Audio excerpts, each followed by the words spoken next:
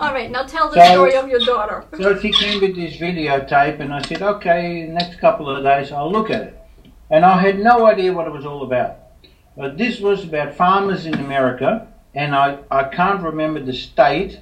And these farmers were told by these soldiers that they had, say, 90 days to move off their properties, and because there was a special beetle on the land, and that had to be protected. So, say we're talking about a farming area with 20 or 50 big farms all together, okay? Because what they needed this area for was an army base for the New World Order. Now, some of the farmers took the package, what they were offered, and took off. But some of them said, hey, listen, my father was born here, my grandfather was born here. I will fight for them, and I want to stay here.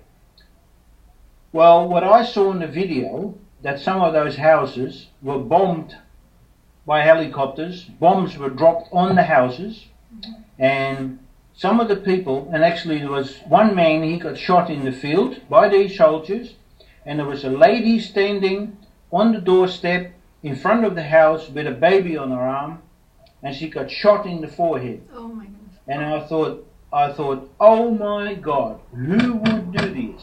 Mm-hmm. Well, that was the army of the New World Order. Mm-hmm.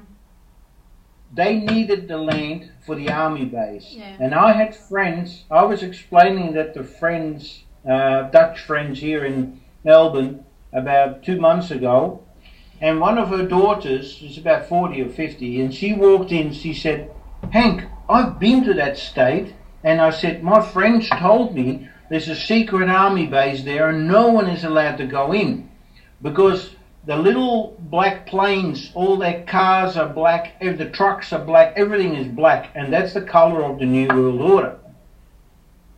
And okay, I showed it to friends and they all said, look, you're mad, go away. But then a few years later, when the war was on in Yugoslavia, they bombed the whole Yugoslavia, the whole center of town was bombed by the Americans. And then a couple of days later, I'm watching Parliament from England, and they were saying to the Americans, you had no right using the planes from the New World Order. They have nothing to do with this war, you know. And then, okay, you're safe, and okay, fine. But you add it all up, and then the story becomes complete, okay? This is how I've done all my studies.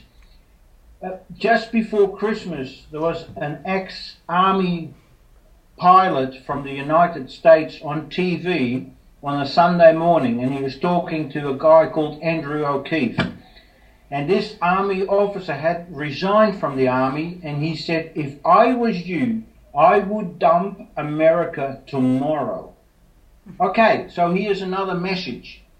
About 2 months later, I'm traveling back from Sydney, and I'm listening in the car to the ABC radio, and there is a writer from America, and he was saying exactly the same. He says, be careful for the American army because they are having plans to destroy the world, you know. So, all right, now time out. What do you know about the New World Order? Okay, the New World Order started in 1954 by Prince Bernhard of the Netherlands. At the Bilderberg Hotel. Yeah, it's the Bilderberger Group. It's the Bilderberger Group. I know this, but it didn't start then. It was. Yes, I probably started 200 years ago. No, not that long. Not that long. It actually started in America after World War One. Now, don't ask me the president. I did a little bit of research on that too, because this New World Order is what's perceived in the world as a conspiracy and no, it's not. It's not, because they meet every year, but we are not allowed to be at the meeting. There is helicopters, there's police. It's all fenced off. Right. But I have friends who go there, right, and they see Queen Beatrix, and they see Prince Charles, and they see Henry Kissinger, and the Rockefeller family. And Dr. Dieter Zetsche of Daimler, he goes there too. I know this. Now, you know what? These people, they are guided by this higher power. and I know that, you know, because it's held in secret. There's all kinds of, you know, and this is the conspiracy.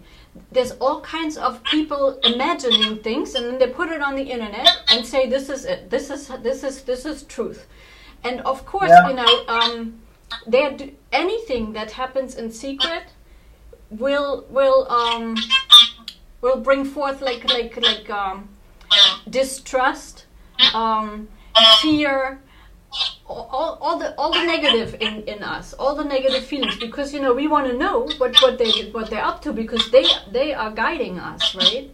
Now I'm here to coordinate all of that and to bring this communication. Not just, you know, I'm not sure if these people know this. That I cannot say. Now they accepted all of my artwork where I explain how this higher power communicates with me. That tells me that you know, I mean, otherwise, you know, if they didn't want me to come out, they would have sent it back to me.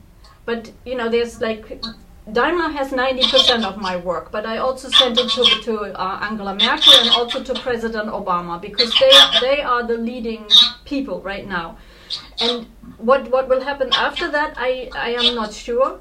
The thing that I'm bringing out is, you know, like the way this higher power communicates with them for everyone to know. Because if you know how it communicates with us, right, we actually don't need leaders the way we need them now, or the way we have them now. We don't need them like this either, because all they do is, you know, create the wars and say, you know, now Putin need they you know, on the like deep down, they all mean well. They all want people to get along. Now Putin says, you know, I'm the bad guy. I'm gonna fight you all, and then, you know, I go to my country, and then my people, they will trust me, right? Because he's standing up for them.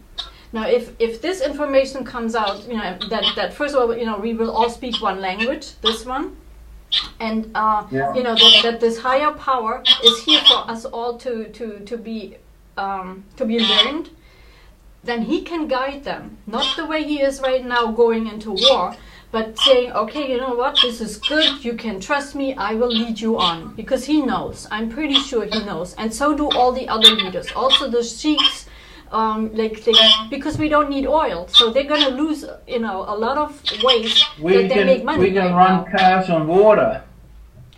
Well, that's what they're doing. Yeah, the fuel cell. That's what they're doing right now. We don't need even that. Fuel's money. Medication is money. Right. Exactly. And so wars are money. Exactly. So this will fall. So you can imagine how crucial my information is, because once I come out, all of that will fall. But they're prepared for that. And I can see this in the messages that, you know, that I watch the news and I go on the internet, and I am kind of being sent what I need to know through the internet. And this higher power, this I tell you, this higher power is so powerful. When it wants me to know something, it shuts off a program here. Now I needed to learn this because I used to go to the store and have my Mac repaired. Now I know it shuts it off. Then I need to look around a little bit. Now it can only help us if we keep moving, like you. You know, you travel, you work, you know, you want things to know. Only like this it can communicate with us and help us. And you know, I cannot tell you all the details now. How?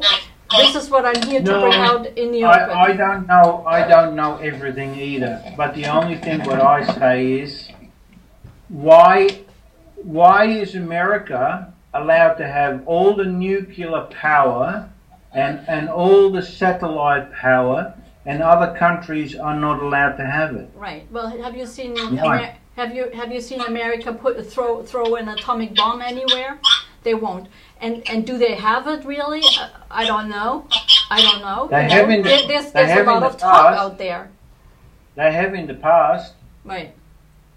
Islands in the oceans where the people cannot go back for 500 years. Right. Yeah, not far from Fiji. Yes, it's been done. But we went through this now. Do you know the story about Diego Garcia? Diego Garcia. I heard that name. Tell me. Okay, Diego Garcia is an island in the middle of the Indian Ocean. Oh. That's the second largest American army base on the planet. Right. That's where they fight the war from in Iraq. That's where they have their ships. That's where they have their planes. Well, let's, you know what? Yes, America is the most powerful country on earth.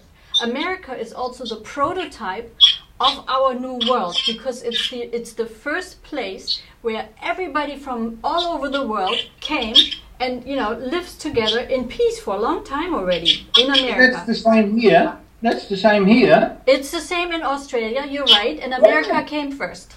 And America is more powerful than Australia, I'm sorry to say. I'm not saying this, you know, to say, oh, America great and Australia bad.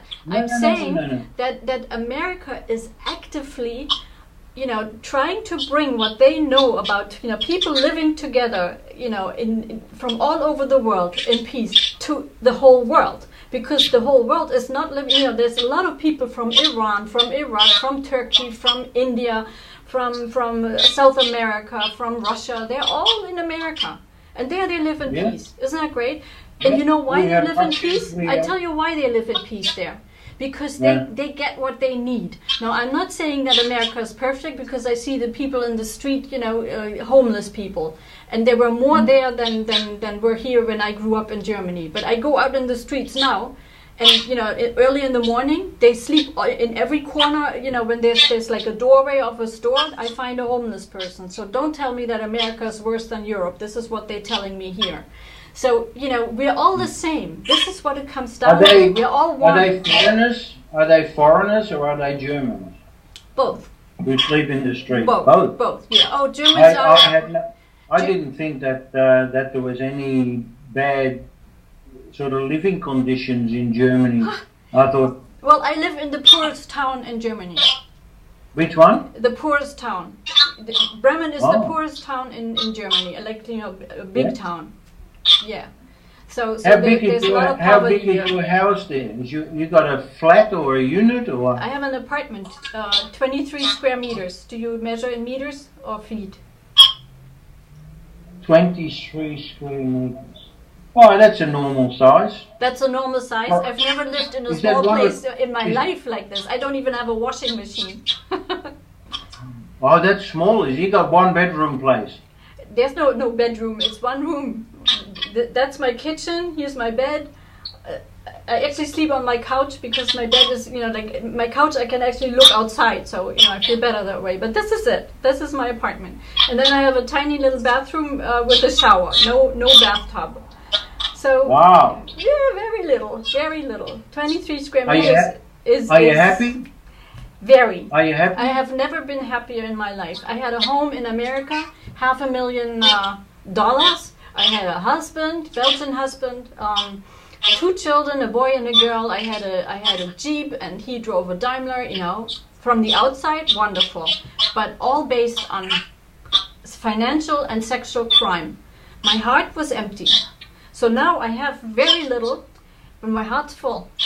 And you know, happy. And I learned, you know, about my past through the guidance of the thing, through my work. And your children? Have you got good connections with your children?